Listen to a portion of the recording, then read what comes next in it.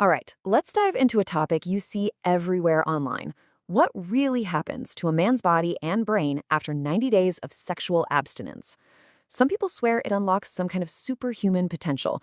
Others say it's just a recipe for frustration. We're going to break down the science day by day and get to the truth. So, this is the big question, isn't it? Is this whole thing a path to some next level power? Or is it just, well, a whole lot of frustrating tension? You hear wild stories on both sides, godlike energy versus just being irritable all the time.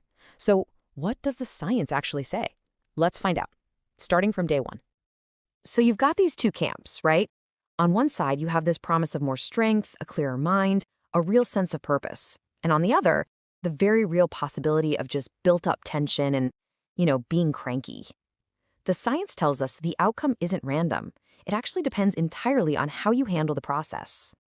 Okay, so let's start at the very beginning. The first 30 days are all about a massive hormonal shift.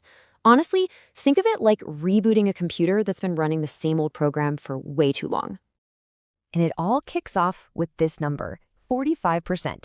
This represents a really significant but temporary biological surge that gets this whole chain reaction started.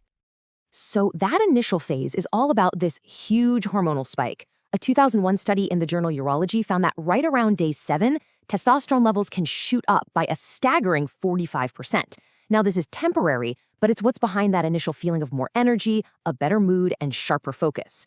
It's also probably why some guys report feeling kind of restless or agitated at the start. So after that big testosterone spike around day 7, something starts to shift.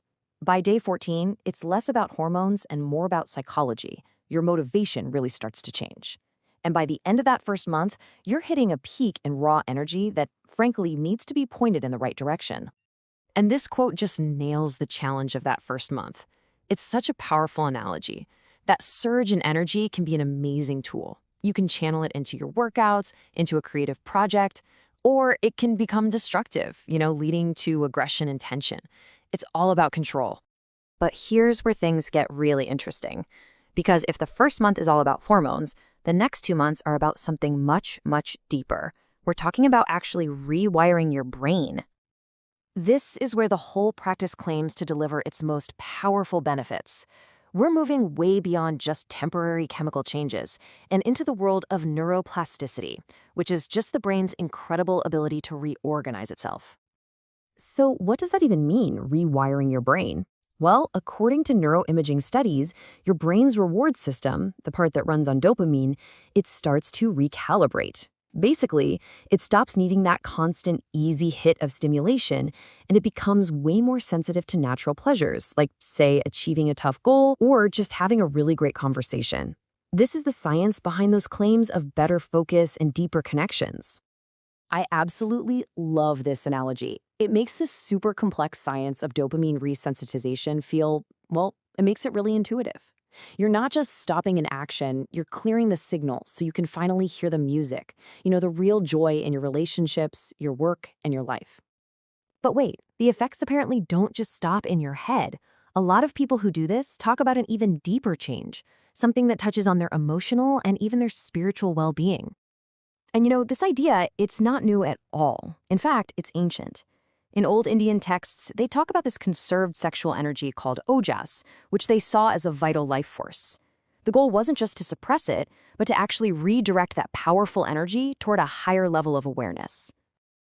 And the crazy part is, modern science is actually starting to catch up to this ancient wisdom. A Harvard study from back in 2000 found that mindfulness and meditation, which are practices often paired with this, can trigger the body's relaxation response and seriously reduce anxiety. It kind of suggests there's a real scientific basis for that feeling of inner peace people report. Okay, but hold on. Before we go any further, there is a major twist in the story.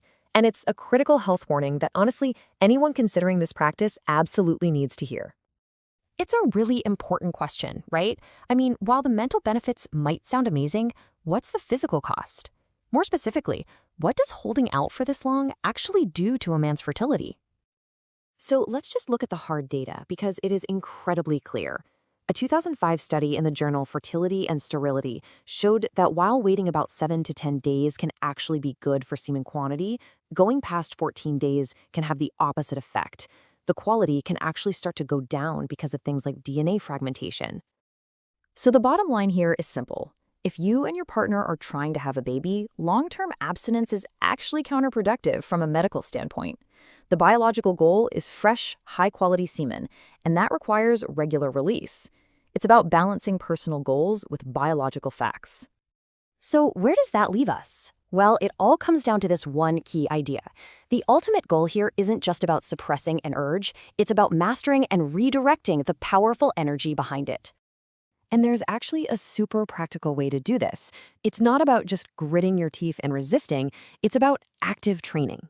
Things like deep diaphragmatic breathing can help calm your nervous system, while Kegels and other pelvic floor exercises give you direct physical control over arousal. It helps you manage and channel that energy. And look, this isn't just some feel-good theory.